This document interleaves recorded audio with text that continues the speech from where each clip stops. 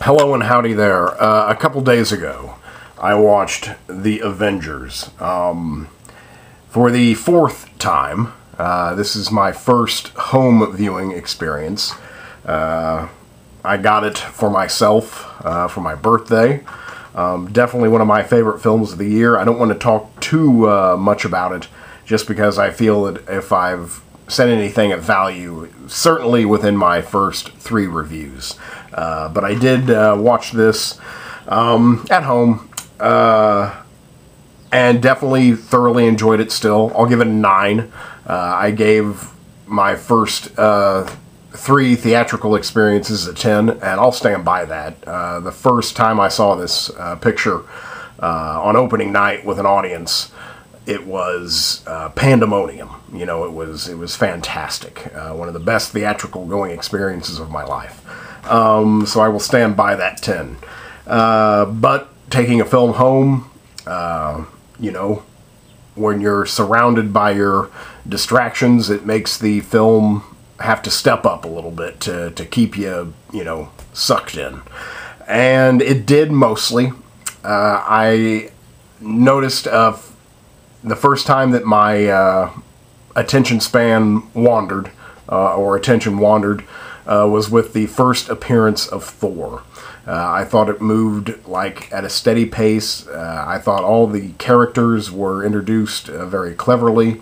And then Thor kind of shows up, and they have their family drama and recap of Thor. And I just got a little distracted. The film only slowed down for me a couple times, but it was always during the, you know, dialogue, which I kind of respect because the action is so well done. It makes you, you know, want to get to the action. Though all the dialogue is very well written, it's all very smart. The film is well written. It was written by Joss Whedon, with the story by Zach Penn and Joss Whedon. Very well written, very smart. I noticed that a lot of the dialogue from the scenes would lead into like set pieces, the location of the next scene. And I thought that was... I didn't so much notice that, and here it's the 4th time, and I'm noticing these subtle writing tricks, I guess, or techniques. It makes it, you know, all the more deep. All the characters are all very true to themselves. They're all very well written. You know, Tony Stark in this, Robert Downey Jr. practically owns this picture. But Tony Stark, the character, is, you know, what really is the highlight. All the characters are so well written, and they're so well cast by their brilliant actors that it, you know, you're there. It's totally believable. Speaking of the actors, we've got a lot of them, and some of them are featured here. I think this box is weird because it doesn't feature Captain America's face, Chris Evans' face, which I think is odd. I just find that odd.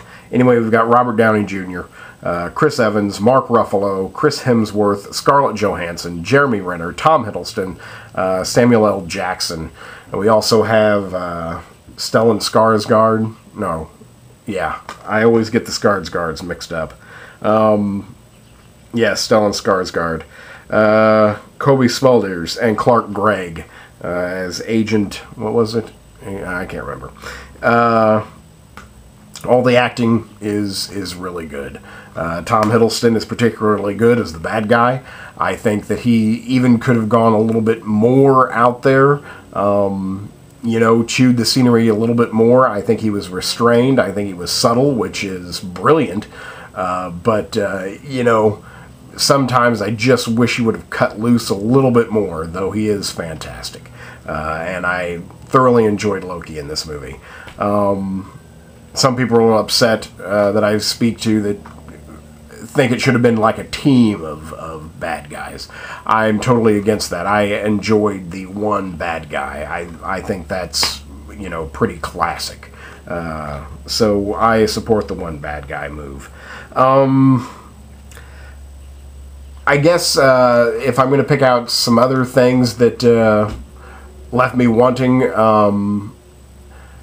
some things, you know, do happen just to happen, just in a little bit, and the biggest offender is you know, a scene that I would hate to write. It's just a huge dialogue scene that it's basically when the Avengers are falling apart, you know, when they have their meltdown. That whole dialogue scene, it's huge, and it's well written, again, very revealing of all the characters involved. But it just kind of seems forced upon. It comes right after the Black Widow finds out Loki's plan is to release the Hulk, which is maybe a little bit obvious in itself. And then she falls unknowingly, even though she's a brilliant spy, into, you know, starting off Loki's plan by pissing off the Hulk. So it's like she knew the Hulk was the plan, and then she rushes off to kickstart the plan.